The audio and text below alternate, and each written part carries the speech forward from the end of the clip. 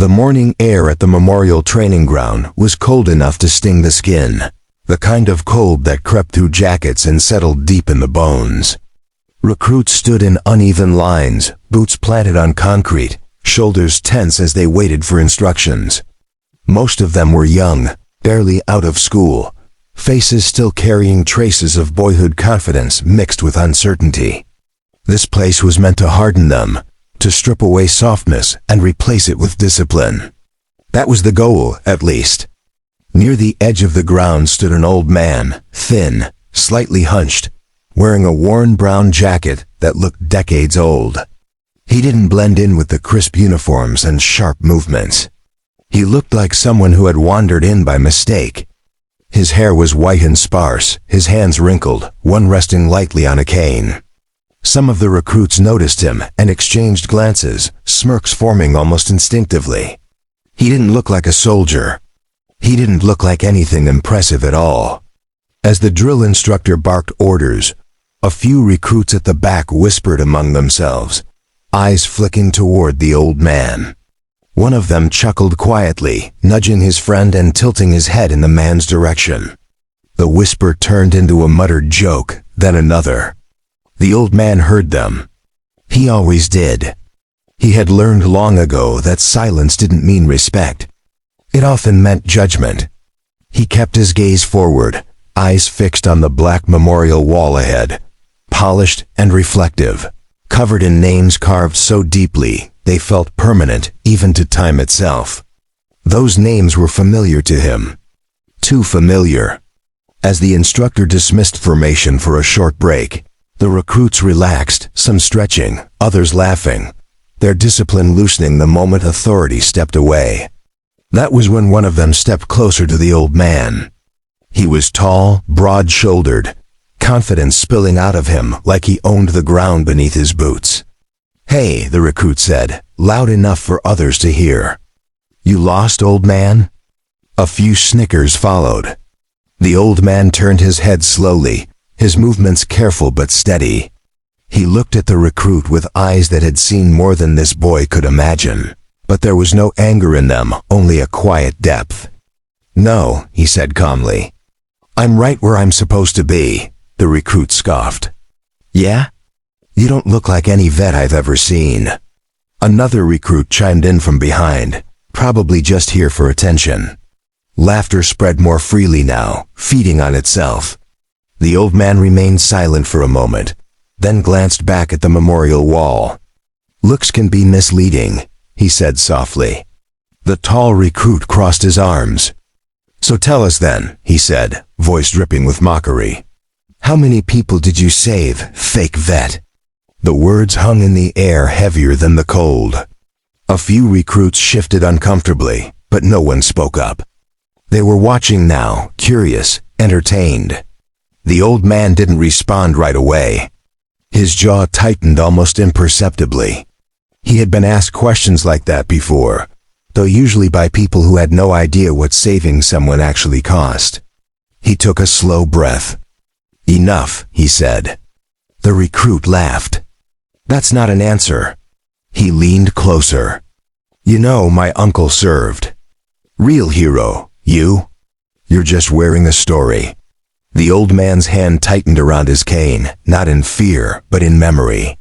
Images flickered behind his eyes, not of glory, but of chaos, noise, screams, smoke, and impossible choices. He straightened slightly, his voice steady but firm. "You shouldn't joke about things you don't understand. That only fueled them more." "Or what?" Another recruit said. "You'll tell us a war story?" More laughter. The drill instructor was still occupied at the far end, unaware. The old man looked at each of them, one by one, committing their faces to memory the same way he once memorized terrain maps. He could walk away. He often did. But something about the way they stood there, so sure, so careless, stirred something in him. Not anger, resolve. "I didn't come here to prove anything," he said. "Good," the tall recruit replied. "Because you couldn't even if you tried." For a moment, the old man said nothing. Then, slowly, deliberately, He reached for the front of his jacket. The recruits paused, curiosity replacing laughter. He unbuttoned it, one button at a time, fingers steady despite their age. "What are you doing?" someone asked. The old man didn't answer. He opened the jacket fully, pulling it aside. Underneath was not the plain shirt they expected. The inside of the jacket was lined, completely covered, with rows upon rows of purple hearts. They were arranged carefully, sewn into the fabric, each one catching the muted daylight. Dozens of them. More than anyone there had ever seen in one place. The laughter died instantly. Silence fell so abruptly, it felt loud. The recruits stared, mouths slightly open, eyes wide. The tall recruit took a step back without realizing it. The old man held the jacket open, not with pride, but with a quiet acceptance. 47, he said. That's how many times I was wounded pulling someone else out. No one spoke. The memorial wall reflected the scene, the purple glinting against the dark stone. The old man's voice remained calm. I didn't save them all, he continued. But I tried. A knot formed in the stomach of more than one recruit. The tall one swallowed hard. Those can't be real, he said weakly. The old man looked at him. I wish they weren't. He let the jacket fall closed again, buttoning it slowly, as if sealing the past back where it belonged. The recruit stood frozen, shame creeping in where arrogance had been moments before. The drill instructor finally noticed the stillness and walked over, his expression changing as he took in the scene. His eyes fell on the old man, then on the recruits. Recognition flashed across his face. He snapped to attention instantly, saluting. The recruits followed suit a beat too late, confusion written across their faces. The instructor's voice was sharp but respectful. Sir, the old man nodded once. At ease, he said. The instructor turned to the recruits, his voice dropping dangerously low. Do you know who this is? No one answered. This man volunteered to speak here today. This man's name is etched on that wall more times than any of you have been alive. He paused, letting that sink in. And you laughed. The recruits stared at the ground. The tall one felt heat rise to his face, regret crashing down on him all at once. The old man looked tired now, the weight of memory pressing heavier than before. I didn't show you that to shame you, he said quietly. I showed you because one day you might stand where I stood. And I hope someone shows you more kindness than you showed me. He turned away, walking slowly toward the memorial wall. None of the recruits moved. They watched him go. The image of those purple hearts burned into their minds. The cold felt sharper now, but no one complained. Something had changed, something irreversible. They were no longer just playing at being soldiers. And the old man, with his quiet steps and heavy past, had just taught them the first real lesson of the day. The recruits remained frozen long after the old man walked away. The sound of his slow footsteps echoing louder in their minds than boots on concrete ever had. The drill instructor dismissed them sharply, but his voice lacked its usual edge. Training resumed, yet nothing felt the same. Commands were followed, movements executed, but the earlier confidence was gone, replaced by a heavy awareness none of them had expected to feel so soon. The tall recruit, the one who had spoken first, couldn't stop replaying the moment in his head. The way the jacket had opened. The rows of purple. The calm in the old man's voice. That night, sleep didn't come easily. The barracks were quiet, except for the occasional rustle of sheets and distant sounds of the base settling into darkness. He stared at the ceiling, jaw clenched, a tightness in his chest he didn't know how to name. He had joined for pride, for challenge, maybe even for recognition. He had never joined with the thought of sacrifice carved into his bones. The next morning, the old man was there again, standing near the memorial wall before sunrise. The air was still, fog drifting low over the ground. This time no one laughed. Some recruits noticed him and instinctively straightened their posture. Others looked away, ashamed. The tall recruit hesitated, then stepped out of formation and approached him slowly, unsure if he was even allowed to speak. "Sir," he said quietly. The old man turned, studying the young face in front of him. The arrogance from the day before was gone. "Yes," the old man replied. The recruit swallowed. "I wanted to apologize." The words felt small compared to what he was trying to express. "I shouldn't have said what I did." The old man nodded slightly. "You're not the first," he said. "And you won't be the last." The recruit frowned. "How do you stand it?" The old man looked back at the wall. "Because the ones who didn't come home can't speak anymore. Someone has to remember them properly." The recruit followed his gaze, finally really looking at the names instead of seeing them as just stone and letters. "Were they all?" He began, then stopped. The old man answered anyway. "Friends, brothers, people who joked the night before and were gone by morning." Silence stretched between them. The recruit felt his throat tighten. "Why did you keep going back?" he asked. The old man's eyes softened, though the pain never left them.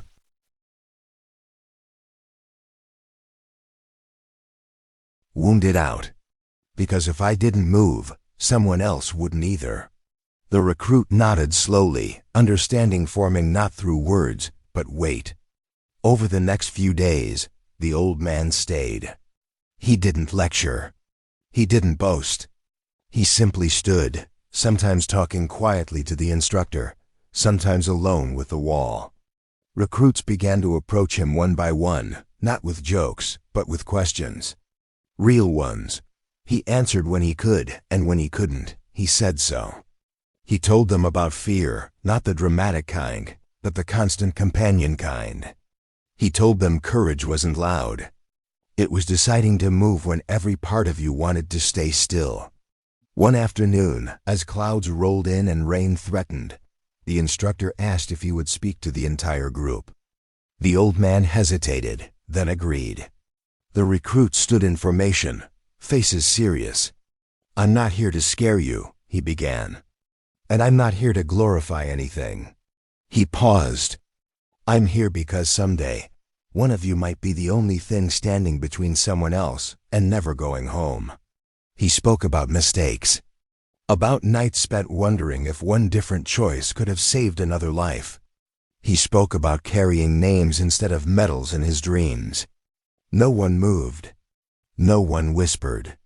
When he finished, the silence felt respectful, not empty. Days turned into weeks. Training intensified. The recruits were pushed harder, mentally and physically. But something had shifted. They helped each other more. Complaints were fewer. When someone stumbled, another hand was there. The tall recruit noticed it first in himself. When exhaustion hit, he thought of the old man moving forward despite fear. When frustration rose, he remembered the quiet dignity of a jacket full of sacrifice. One evening, he found the old man sitting on a bench near the memorial, rain tapping softly around them. "You ever regret it?" the recruit asked carefully. The old man thought for a long time. "I regret the cost," he said. "I don't regret the choice to stand up when it mattered." The recruit nodded, staring ahead. "I think I understand now," he said. The old man smiled faintly. "You're starting to." As graduation approached, the old man's visits became less frequent. When he did come, the recruits greeted him with respect, some even saluting. On the final day, the tall recruit searched for him among the crowd gathered near the memorial. He wasn't there. Disappointment settled in his chest. After the ceremony, as families celebrated and cameras flashed, the recruit wandered back to the wall. A small bouquet of flowers rested at its base, fresh and simple. Tucked beside, it was a folded jacket. The brown one. Inside, a single note. He unfolded it carefully. "Carry them forward." That was all it said. The recruit looked up at the names, then back at the jacket. He understood then that the lesson wasn't finished. It never would be. The old man hadn't just changed how they trained. He had changed how they would remember, how they would act, how they would honor those who came before. And somewhere beyond the base, walking quietly away, the old man carried a lighter burden. Knowing the memories he protected had found new guardians, the jacket stayed at the memorial wall long after the crowd thinned, its worn fabric resting against the stone as if it belonged there. The tall recruit stood there longer than anyone else, long after his family had left, long after the cheers faded into distant echoes. He didn't touch it. He didn't need to. Something about its presence felt like a responsibility now, not an object to be handled lightly. Over the next weeks, training moved into its final phase. The days were harder, the nights shorter. Fatigue became constant, yet something steadier replaced the frustration that once came with it. The recruits no longer trained just to pass or to prove themselves. They trained because failure now carried faces, names, and meaning. The instructor noticed it too. He pushed them harder than any group before, not out of cruelty, but trust. When one stumbled, another pulled him up without hesitation. When fear crept in during drills, no one laughed. They remembered.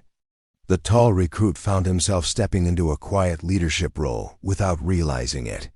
He spoke less and listened more. When a younger recruit struggled, he didn't bark orders. He stood beside him and said, "One step forward is enough." The words surprised him when they came out. He knew exactly where they came from. On the morning of deployment assignments, tension hung thick in the air. Names were read, units assigned, futures decided in clipped official tones. Some faces lit up. Others tightened. The tall recruit felt his stomach knot as his name was called, followed by a destination he had only ever seen on maps. Real now, heavy. That night, he returned to the memorial alone. The jacket was gone, but the flowers remained, dried slightly at the edges. He stood before the wall and whispered a promise he wasn't sure he could keep, but knew he had to try. Weeks later, halfway across the world, heat replaced cold, and the air smelled of dust instead of rain. The first day outside the wire shattered any remaining illusions. Noise, confusion, urgency. Orders came fast, sometimes incomplete. Training kicked in before thought could slow him down. During a patrol, an explosion rocked the street ahead. Chaos followed. Someone went down. Without hesitation, the tall recruit moved forward, heart hammering, fear screaming at him to stop. He didn't stop. He grabbed the wounded soldier and pulled, muscles burning, lungs screaming, mind focused on one thing only: move, just move. Later, as medics took over and adrenaline drained away, his hands shook uncontrollably. He sat on the ground staring at them, realizing what he had done. That night, sleep refused to come. Images replayed, not glorified, not cinematic. Just real. He finally understood what the old man meant by carrying names instead of medals. Days turned into months. Loss came quietly sometimes, violently others. Each time, the tall recruit felt the weight settle deeper, but it didn't crush him. It anchored him.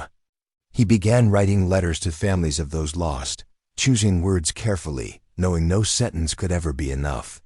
He wrote anyway. On a rare quiet evening, his unit sat together, exhausted and silent. One of the younger soldiers finally spoke. "Why do you always go first?" he asked. The tall recruit thought of the old man, of a jacket lined with sacrifice. "Because someone has to," he said. Years later, the tall recruit returned home older in ways mirrors didn't show. At the memorial, he stood once more before the wall. New names had been added. He felt the familiar ache, but also something steadier beneath it. From a bag at his side, he removed a jacket. Not brown, not old. Inside, sewn carefully, were symbols, not medals, but small stitched names. He didn't open it for anyone. He simply placed it beside the wall and stood quietly. Nearby, a group of new recruits gathered, young faces full of noise and confidence. One of them glanced at him and whispered something to a friend. The tall recruit smiled faintly, not offended, not angry. He stepped closer and said calmly, "If you have questions, ask them with respect." They fell silent, unsure why. He didn't explain further. He didn't need to. As he walked away, he felt the presence of the old man not beside him, but within him, carried forward exactly as intended. The lesson had completed its circle. Not with applause, not with recognition, but with action, memory, and the quiet understanding that honor isn't proven by words, but by what you do when no one is watching.